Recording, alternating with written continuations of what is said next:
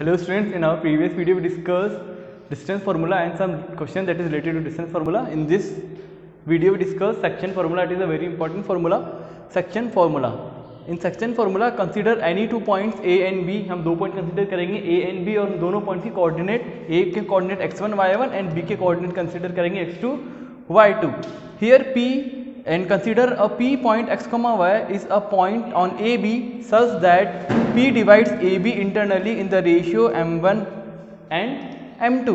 Means आप क्या करोगे, P पॉइंट कंसिडर करोगे जिसके कोऑर्डिनेट मान लिया आपने x comma y and the point P lie on AB such that PA and PB divides internally in m1 ratio m2.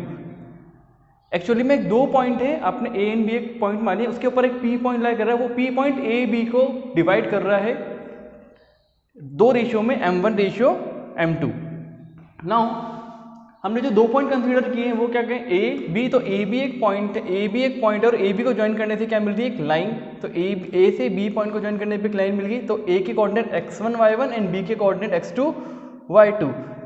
A B जो line obtained हुई है ए और point A and B point को ज्वाइन करने के बाद इस पे एक पॉइंट लाई कर रहा है पी और इस पी के जो कोऑर्डिनेट है वो x कॉमा वाई कंसीडर कर लिए.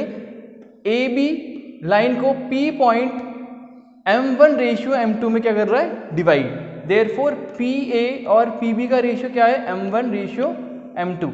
तो ए बी एक लाइन है, उसको डिवाइड कौन सा पॉइंट कर रहा है, पी पॉइंट कर रहा है और कितने रेशियो में डिवाइड कर रहा है, m1 रेशियो m2 में डिवाइड कर रहा है. इसीलिए इसको हम बोलते हैं सेक्शन फॉर्मूला.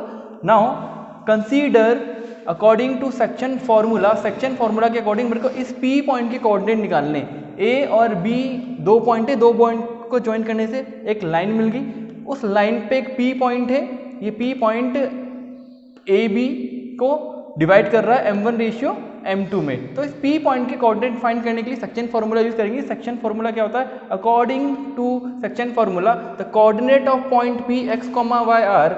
p के जो कोऑर्डिनेट x, y वो क्या रखे हैं, अकॉर्डिंग टू फॉर्मूला ये हो जाएंगे x1 multiply m2 plus m2 plus y, sorry x1 multiply m2 plus x2 multiply m1 upon m1 plus m2.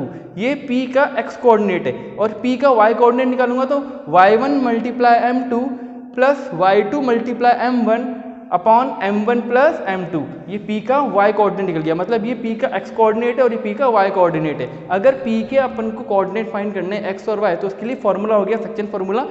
Okay, now इसके अंदर एक इंपॉर्टेंट थिंग है, note if ratios are equal. ये जो दो रेशियो है m1 एंड m2, अगर ये दोनों रेशियो इक्वल हो जाएं, मतलब ये रेशियो 1:1 हो जाए या तो उस केस में क्या होगा, P is the mid point of A B. अगर दो रेशियो इक्वल हो जाते हैं तो P क्या हो जाएगा, मिड पॉइंट हो जाएगा ए बी का.